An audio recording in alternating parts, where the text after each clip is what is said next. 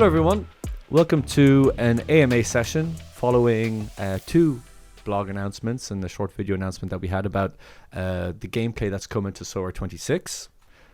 We're very excited about what's coming, and this video is more an opportunity to discuss some of your main questions following both updates in a little more detail, give them a bit more color, give them a bit more context with the help of myself, but more importantly with the help of Erwan, who many of you in the community know.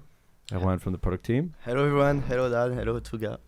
And Tulga, he gave away Tulga's name. I was going to introduce Tulga, but Tulga as well, who some of you are familiar with as well from previous videos. He also pops his head in often enough into the Discord, who leads the design team. Product design is his main focus. Thank you for all the questions. They came in the hundreds and hundreds and hundreds. We have a very engaged community, and we're honored to have had so much interest in this AMA session. And we've kind of broken up all those questions into kind of key themes. So if you don't see your question or it wasn't phrased in the way it was phrased, it's because we've bucketed it into a theme. So the first question or theme that we'll discuss is classic contender and classic challenger competitions. They existed in the last season. Moving forward to Sorare 26, we're going for a revised classic competition structure, which is permanent global all-star, permanent under 23, and permanent champion Europe in a SO7, so 7 player card lineup format, where you have the opportunity to submit up to 4 lineups in each competition. As discussed or in the intro, a lot of the information and reasons of why this happened we've given at a high level in the blogs. In this we'll dig into a lot more detail.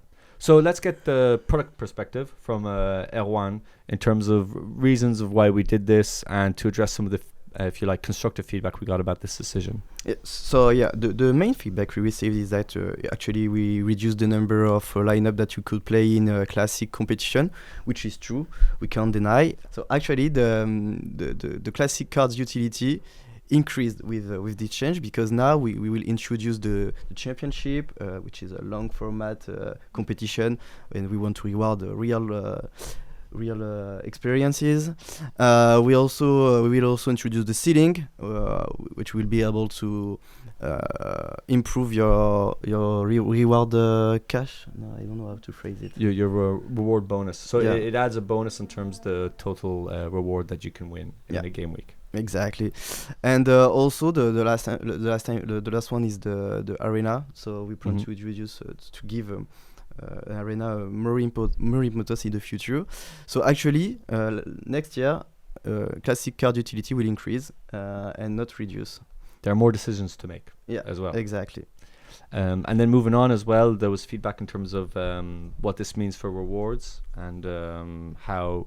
Why is this a solution essentially for a better rewards experience in Classic? Yeah, so when you will build your lineup, you will build to win a reward that will be valuable. Thank you, Erwan. And also to add to the benefits of Classic next season, there's also the Classic utility and hot streaks next season, which we didn't have in the previous season, which we're very excited about. And then also we're going to do much more with daily missions, and there will be obviously classic focused daily missions. Let's move on now to Tolga, who I know has interesting points to add to this. From your kind of perspective, what was the challenge in terms of the gameplay experience with classic last season? Thank you, Dan. So as designers, we really want to focus on serving the community, and obviously that's giving them, rewarding them for how they spend their time with us, and where they really value, which is obviously the rewards. And if users are spending all their time scouting, setting up their lineups, they're coming up with a really frustrating experience right now, where you can score really, really high and not maybe get rewarded 1 or 2 essence. And I think the issue comes from the mirrored competitions, where we kind of thinned out the prize pool to serve all the different types of competitions. And I think that the new model, which is really cool, is that we're concentrating the prize pools so that if you do really well in a certain region or like competition, you can get rewarded nicely for it. Mm-hmm. Yeah, so and we'll talk a bit more about what that reward experience is in terms of the essence and how that also becomes an additional decision-making experience. But we'll go into that a bit more detail later. I also would love your perspective in terms of what this means for the user journey and how maybe this new unmirrored approach and this new structure kind of offers quite an interesting user journey for someone that might be coming into Sorare, say, just this season. Yeah, what we observe with new users is they're having a tough time with the onboarding experience, understanding they're struggling with what's in season mean, what's classic, where should I start? And so we want to kind of remove those points of friction and just give them a clear path that if you know a certain, if you have a favorite club, you know a certain league, you can just start directly from there.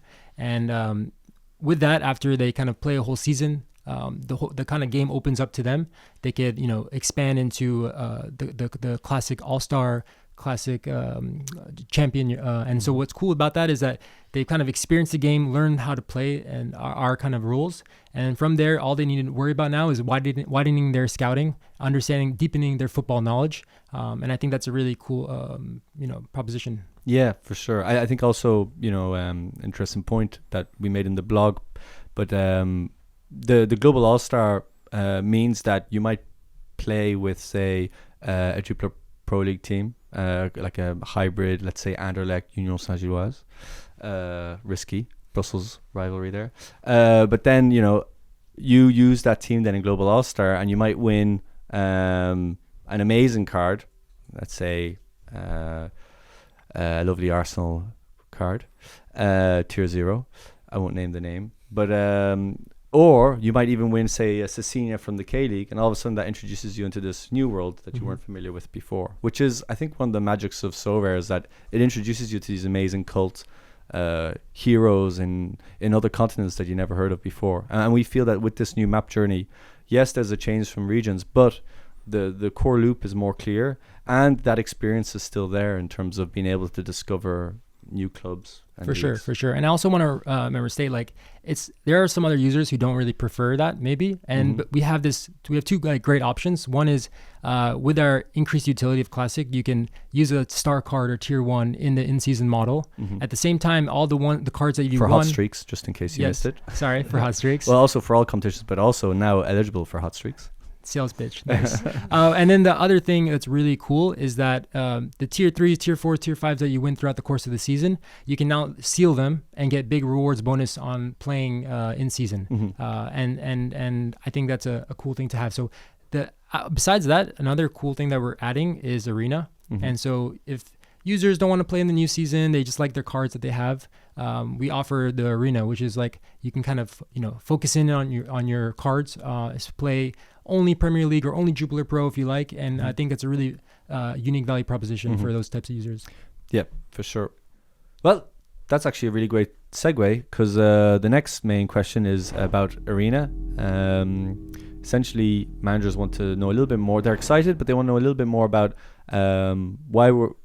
to what extent are we prioritizing it, what it could be next season. We made little suggestions on where the gameplay could go in our blogs, but Tolga, who we have here, is going to share a little bit more about how we see it and what it could be, or what it will be, in Sorare 26.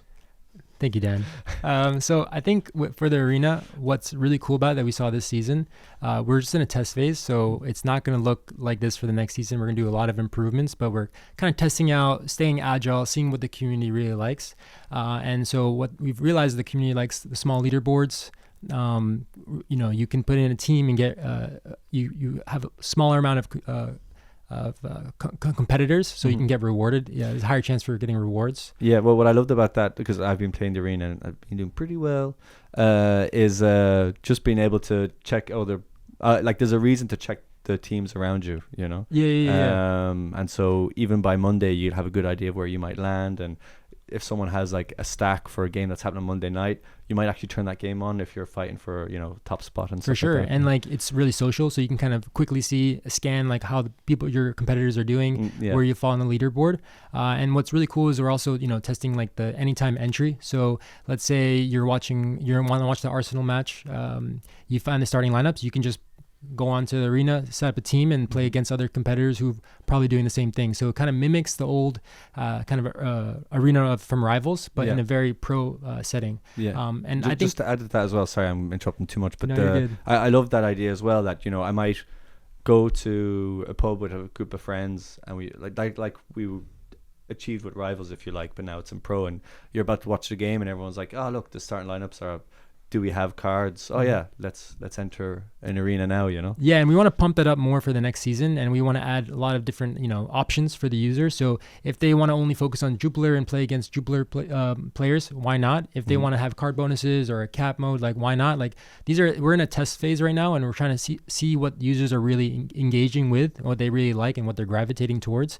And from that, we can come up with really fun competition ideas, really fun rule sets for them. I think that could be a great way for you as a user who wants to only play classic at the start to kind of engage with us and have fun. Great. Well, and then also, actually, I don't know if we can share this, but I know we're also exploring, if you like, more like a sandbox feature. So the opportunity for yes, can we say that? Yeah, why not? Yeah. We're I think for me this is the final boss, the sandbox feature. Yeah, I think for social gameplay, for how users want to kind of create their own custom games and just invite their friends, that's something down the line that we're looking to, and we obviously want to do. And I think that'll only elevate the classic gameplay even more. So then you'll have in season to have fun with like the new season cards. You'll have classic where you can kind of expand your football knowledge, discover new players, and kind of build out crazy fun SO7 teams. And then the classic mode, which is replicating the feeling of in season, but more on a more personal, more social level. And I think that's like a super engaging and fun value proposition. Yeah, nice, nicely summarized. And then I think we'll move on now to other bits of feedback that we got about Arena. Well, there's many questions. Was essentially, would we explore different Essence eligibility options to as part of the Arena experience, and also are we going to explore different reward experiences? I guess I can answer this one because the answer is yes to both. It's quite simple. Yes, Essence eligibility will change.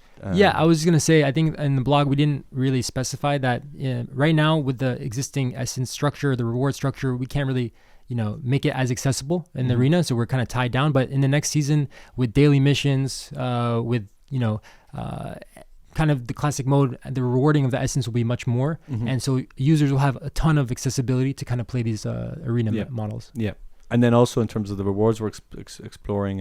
Well, you can see right now what we're doing with Summer Edition, and we mentioned in the blog. But yes, we'll go beyond and it's still very engaging, the kind of Essence reward experience, where we'll explore a cash model experience, which we're kind of exploring right now, and also consider introducing market credits.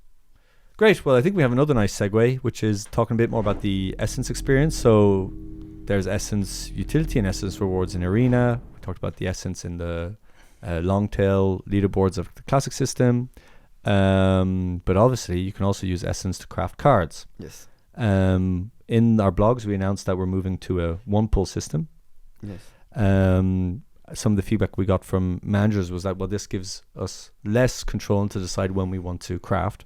Maybe you can explain why we've gone for the one pull system and why there is still a lot of control, even more control with what you can do with your Essence when crafting. Yes, you're right. Then it's even more control for the user. So I will try to explain the mechanic behind the new crafting system. So like you said, you have now the one pull button, so you will be able to craft only at a certain amount of Essence. So then you craft. You will have like 10 cards face down. You will not be able to see which card is the one you want, and then you need to pick a card on these 10 cards. But you have something else because you can use consumable. So for example, you'll be able to use a nationality consumable, and you'll be able to reveal all the nationality of the 10 card, for example, or just one card if you want, by paying extra Essence. So yeah, for example, you can have like French card. Oh, okay, French. Then, or maybe I can use a consumable for the position. Forward. Oh, French forward. Okay, maybe I can use a consumable for club. Oh, okay, PSG. Yeah, that's nice. Maybe. Oh, okay, I pick this one. Rondo Colomani.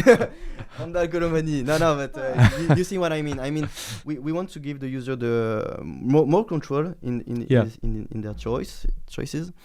And to explain the consumable experience is more your if you have a lot of essence or even a bit of essence and you're really narrowing down on something, you use extra essence for these different buttons. Yes. It's not like an additional item or card or anything like that. It's just within the crafting experience.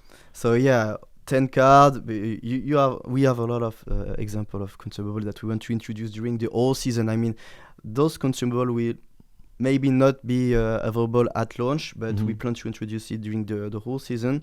So I like one, for example, it's the 50-50. Yeah. So you use it and you have just 5 cards gone, and you only have 5 cards remaining. Yeah. And I think what that does is this mechanic also introduces a lot of opportunity for what we could do around the live ops perspective, where we can tie it in with card launches, but also even special edition launches around key football moments, like European nights.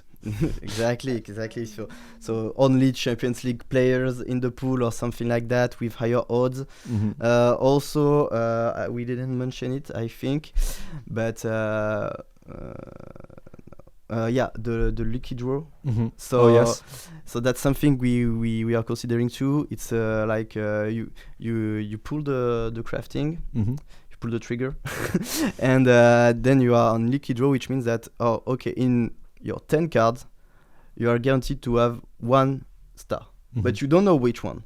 So will you take the consumable to know which one, or will you pick randomly your card? So we want to add some strategy in the crafting system. So that's the main plan we want to do for the next season. Could you explain a bit more? Is the lucky draw available to everyone? Is it every draw? Yes, it's available for everyone, and it so when you are in a lucky draw, it's sometimes you craft. You can be in lucky draw. It means that you have 1 star card in your 10 cards, and you're informed that there's a star card in that pool. Yes, exactly. Okay. So as I said, we want to improve the strategy in the crafting system. Okay. So just it's very, very exciting. But the lucky draw happens randomly. It's not every pull you get a star card. Yeah. That would not be sustainable. But fun. But I'm very excited by all that. And the Essence machine also is getting a bit of a glow up, a bit of a redesign. So the crafting experience in itself will be full of color, storytelling, animation, hype. For sure. Lovely. And maybe the phone will vibrate. Maybe. We'll see. We'll have to clean that. Well, I'm excited about the Essence crafting system. I think that there's so much there. Maybe some leaks that we weren't allowed to share. But I'll do a quick summary. Essentially, I think it's important to wrap it up. So next season, in terms of your Essence crafting system, it's a 1-pull system, but that doesn't mean that you have less control. You'll be introduced or given extra control with what Erwan called consumables. They're not cards or items or anything like that. It's just within the crafting experience, you'll get options to reveal the cards that you have that are face down to give you an improved chance of getting the best card in that deck, if you like, for you. So one of them could be 50-50 split, nationality, and so on. And that opens loads of doors in terms of what we can do with the crafting machine. On top of that, you also have a lucky draw experience. You don't get that at every crafting pull, but with every pull, there's a percentage chance that you get a lucky draw, and you're told it's a lucky draw. A lucky draw is anything that's T1 plus, essentially. But sometimes we can change with that as well. It could be tier 0, and there you're told, hey, out of these 10, there's a really, really, really good card. Would you like to spend or use some essence, to reveal more? And then on top of that, something that we didn't touch on, but I think it's important, is that in how flavors or what we've been calling essence flavor is distributed, to go back to what we touched on when we were discussing class competitions, is that with for example, Global All-Star, you may win a lot of essence, a lot of kind of all-star flavor essence. It's delicious. With like say a Jupiler Pro League lineup, that gives you Global All-Star essence. You take that then to the crafting machine. You're told it's a lucky draw, and it kind of opens a whole kind of a new interesting loop where through these all-star lineups, which are built of this beautiful buffet of global fantasy football, you can win really, really, really top tier cards, and you know when you're crafting that there's a chance that you can get them. From there, let's move on quickly to the next point, which is SO7. We had some questions about SO7. Managers were asking us about different variations of what we could do with our gameplay. Tulga, maybe you could tell us a little bit more about why SO7 and what it means to classic gameplay next season. Yeah, thank you, Dan. Thank you, Tulga. Yeah. I think the biggest thing that we want to answer with SO7 and Classic is variation, right? You're going to be expanding your gallery from getting rewards, crafting cards. You're going to kind of scout new players in all around the world. And so you're going to grow your gallery, and you're going to, if you play... if you have all these cards, you want to play them, right? And so we're giving the user the ability to play even more cards. But at the same time, we're doing a couple things that's really important to us is variation in the lineups you see. So in the top of the leaderboards, you don't see all the same cards playing.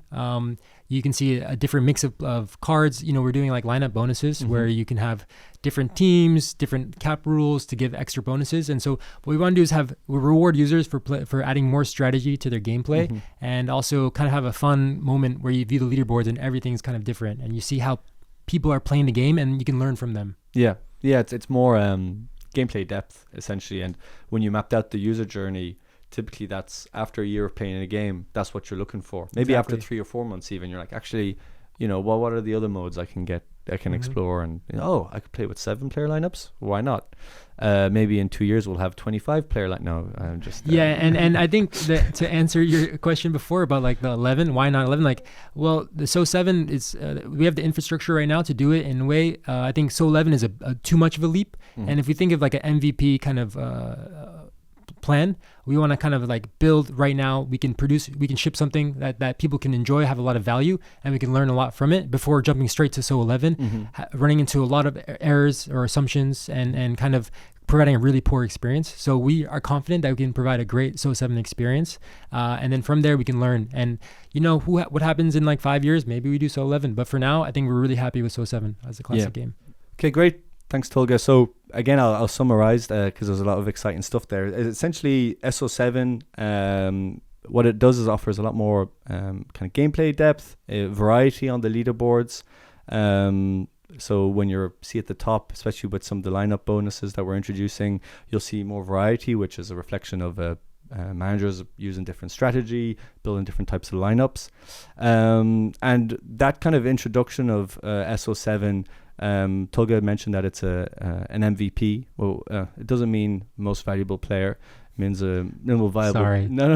But just to clarify, it doesn't mean minimal. It means a minimal viable product, without being too insulting to the word minimal. It just means that this is kind of like our first vision of the feature. Not a testing phase, but in terms of like its development. But there's a lot of ideas and ways in which it could obviously evolve. So moving on to the next thing we had a few questions about was what are solutions to DNP? So DNPs are players that did not play. It's been part of Sorare gameplay since its inception, and it's kind of been a recurring talking point, especially on Discord, on Twitter as well. There are many different schools and factions, people who have different theologies around DNPs, people who worship DNPs. So in our blog announcements, there was no real discussion about what we were exploring in terms of a DNP feature. Maybe Tulga, you could add some thoughts to that. Yeah, certainly. Especially with SO7 in the classic mode, there's more players that you're lining up, and there's a higher chance for DNPs. I will say, from a designer standpoint, for the user, DNP is an extremely frustrating pain point, and we really want to solve it. However, it's a pretty dicey subject. Like, if you look at the community, there's like 5 different ideas for it, all ranging from keep it to completely revamp the experience, and we want to be very, very careful. We have to, understand here that DNP, if we add idea of a sub, it's an irreversible decision. It'll hurt a lot for if we introduce it and then it doesn't work and we take it away. And so we have to be very careful be very gradual with how we kind of introduce it. And as you saw throughout the past season, we were testing it. We did rolling locks, the flexible entry in the Champions League midweeks, where you can kind of enter at any time before the game starts. You can sub players out. We got a lot of feedback from there. And so you see we're kind of testing more. Like with the arena, there's anytime entry, so you can enter throughout the game week, but you can't change your players afterwards.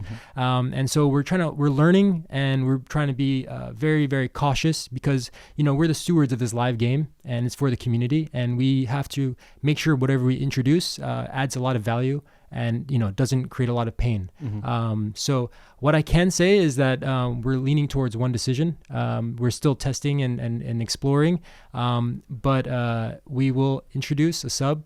There's going to be some limitations, some handicaps. I can't go into details, but we want to address that real bad pain point for a lot of users, especially new and existing users. Yeah, we'll see what happens. Yeah, I think also to maybe summarize, not to summarize, but to suggest what's coming, or how we've been thinking about a DNP solution, is that if you do decide to make the sub, there's for lack of a better word, like a small sacrifice, if you like it's not something that's it's a decision. Yes, exactly. It's a handicap. Sorry, that's what I meant, like a handicap. And the reason also, like, we don't want to just introduce it right away at the start or introduce it now, is that, you know, users might be frustrated with the pace that we're going, and that we're eventually leading to for solving the DNP issue, but we can't guarantee like a great change that'll, you know, affect like widespread like celebration. So it's a very sensitive topic, so we have to go very slowly, very gradually, because it's an irreversible decision. So we're taking our time, but yes, it'll be some kind of handicap that you can use, that you have to sacrifice. You can't just reward people, you know, for using the 6th slot. But yeah. Okay, great. Thanks, Tolga. Yeah. Right, great. Now we're moving on to the questions that we received about Super Rare Unique, mainly around why we merged them. If you haven't read the second blog that went out, where we kind of did a first addressing of the main questions, I suggest you do it, because we talk about Unique and Super Rare and our reasons for merging in that blog. We'll go into things in a little more detail here, but to quickly recap the blog, there were certain issues and challenges in both the Super Rare scarcity and the Unique. So when we were looking to explore what Sorare 26 could be, we had one school of thought, if you like, which was how do we improve Super Rare experience, and then another one in terms of how we improve Unique. And in all the explorations that we found that actually merging addressed the challenges that we were facing in both Super Rare and both Unique. At a very, very high level, what those challenges were. Unique, we were struggling to get more managers interested in competing and playing Unique. There was a lot of variety in the leaderboards, and it was almost, if you like, too exclusive. On a Super Rare side, there was also a lack of interest, largely because it wasn't rewarded enough for the effort and time and value you were putting into building your lineups. That's largely down to constraints on supply and the prize pools that we can offer at both those scarcities. So by merging, we feel we address both challenges. Super Rare becomes more interesting because there's mixes of essence. All of a sudden, there's also like progression from Super Rare to Unique. Unique becomes more interesting in that, yes, it merges into a more competitive leaderboard, but the Unique utility is there in that it gives you access to exclusive rewards and prizes that didn't exist beforehand. Also, on top of that, we have to say that we're exploring additional ways to maintain the exclusivity that Unique managers have, but here we're talking about the core competition structure. And I think Erwan is in a good place to share more info than what that blog said and more context to the points I've just made. No, I think what is important to say is that we don't want to kill Unique managers or cards. We still value Unique players a lot, of course. This is really to improve the competition for Super and Unique. So as Dan said, we have a great plan for for the next competition, so the SR merge. I don't know the name.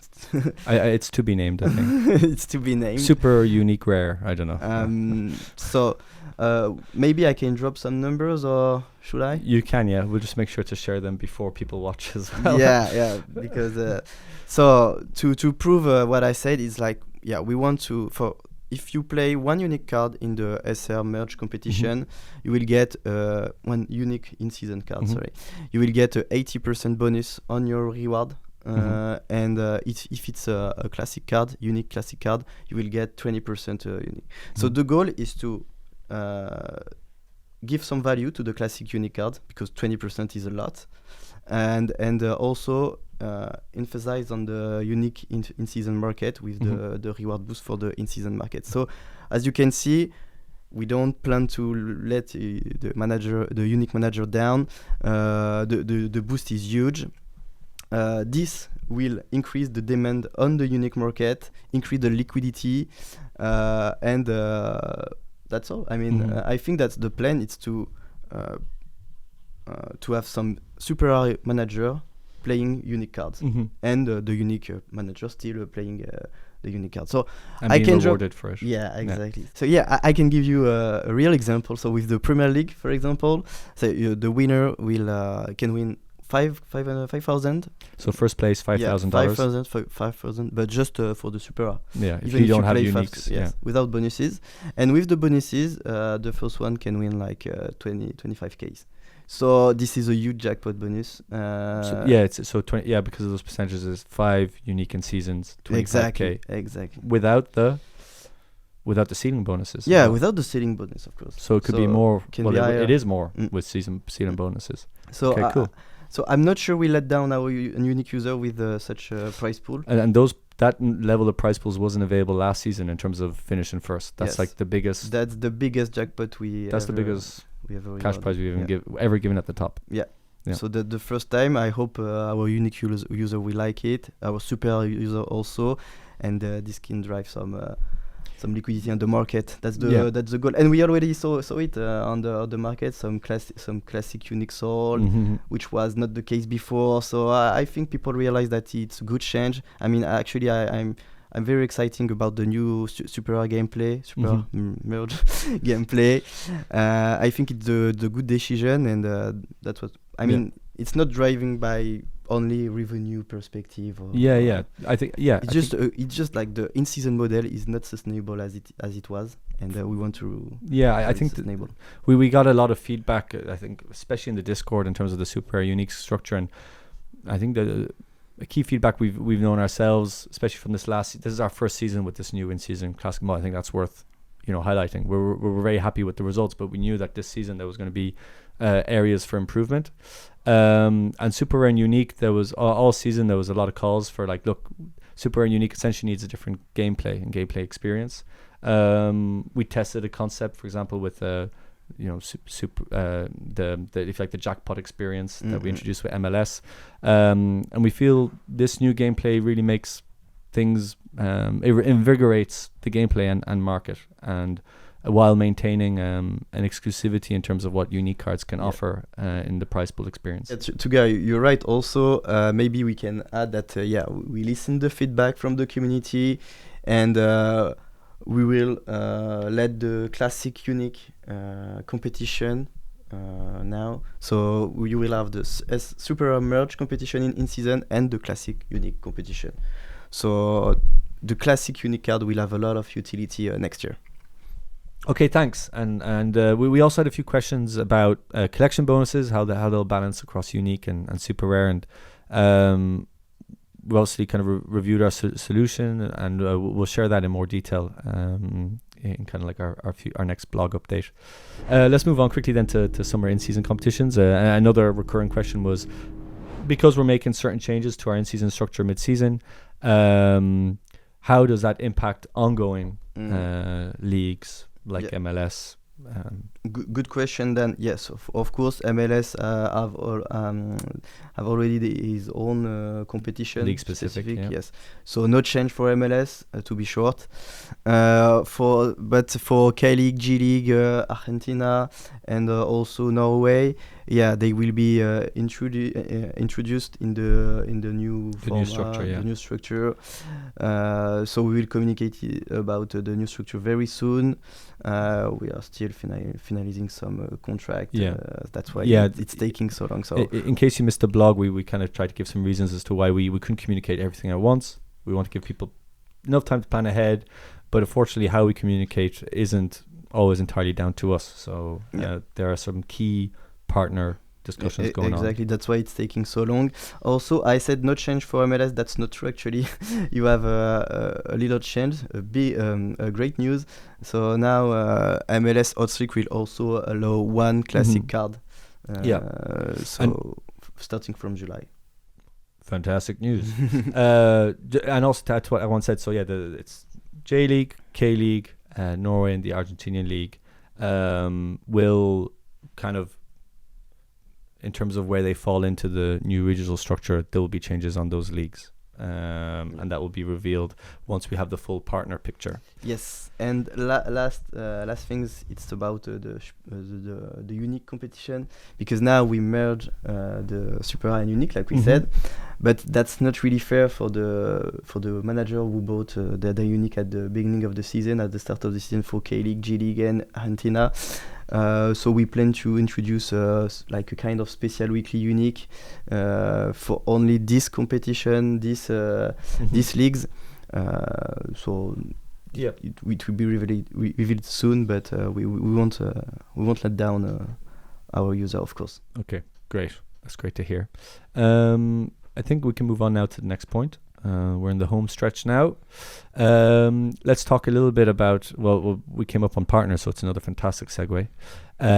We had a lot of questions about the Serie A from our Italian community, and also the Serie A is extremely popular beyond Italy, especially for the older folks who remember the 90s, like myself. Not like you, Rowan.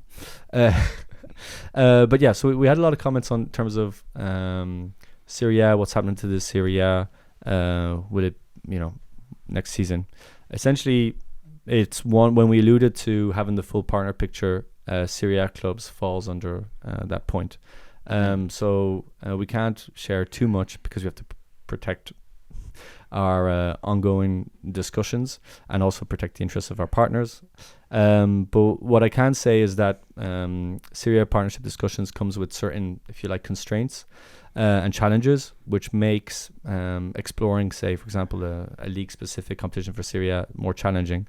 One of them is that it's quite difficult or very difficult to get all clubs, largely because a lot of the clubs are already locked into other exclusive contracts. So with other, if you like, products like ours. On top of that, there's also certain constraints in terms of these discussions, in that there's a restriction in terms of how we can sell the cards, and it's in bundles. Essentially, we have to purely sell them in bundles, which in terms of our own for user experience, but also our own revenue, it's, if you like, for lack of a better word, frustrating. Detrimental. That's a stronger word, but yeah, it's detrimental. So that's a little comment on Serie A. We can't give info beyond that, but that's why, if you like, we've seen, I guess, fewer of the bigger clubs of Serie A in recent years. We've had some that for clubs for a while, and then they've gone. Luckily, though, with the new classic mode experience, improved utility, arena, when we explore league-specific arenas, there's a lot we can do to give huge amounts of love to the Serie A managers. That doesn't mean that that's the future of Serie A, but it's still definitely a very engaging option while these partner negotiations are ongoing. And as our user can imagine, it is one of the reasons why we didn't communicate the structure, the new structure. Also, I just want to reassure our user that the classic Serie A cards will still be playable next year. So for sure. No issue. And they'll be with daily missions, championship. There's still a huge amount of fun to be had with Serie A teams. We also should remind that in terms of the in-season structure, we've already announced Jupiler Pro League, which is one of the first leagues to kick off. So football's coming back. Well, it's still here, but you know what I mean. League football's coming back in Europe very quickly. And we also have the Eredivisie. So 2 really popular leagues amongst our community, but also in terms of where we have quite a healthy presence in football markets. And potentially more leagues or a league to announce. That's also the reason. Let's move now quickly to the outro because I know everyone's busy in the world of Sorare. So what's next from here? Obviously, we'll continue to listen to your feedback, and if there's any things that we didn't answer, you can drop a comment below on the video or hit us up on Twitter or Discord. We'll get back to the questions that we can. Otherwise, we'll digest them and include them in a future blog. You can expect the prize pools in early July with the additional gameplay details that we've kind of alluded to in this call, such as exact numbers on ceiling, elements of collection bonus between super rare and unique. What else can we share? What else will we share in the prize pools? I don't know. The some competitions, live ops experience. the live ops experiences. Anyway, it'll be another big, healthy, chunky blog, followed up, of course, by a video. In that video, we'll actually do it in English with subtitles, in French as well, because we're well resourced in that language. No, that's not true. And so those videos as well will. What we've learned, especially from the last blog, is that those videos will go out at a close time to when the blog goes out, and they'll be kind of like they'll give a lot more color to all the numbers and wall of numbers and prize pools that you'll be seeing. So that's what you can expect in early July, and we'll announce the competition details for in season as soon as we can, but it's not entirely in our hands, but we're doing our very best to get this out as soon as possible. Yeah. Thanks for listening. Tolga, Erwan, thanks for joining me. Thanks, Dan. Glad to be here. Thank you, Dan. You are perfect. You were also perfect, Erwan. I'm boiling under this kind of Paris summer and this room, so let's open the windows, get some fresh air, everyone go outside for a bit, and then get back to making your Sorare lineups. Peace. Bye-bye.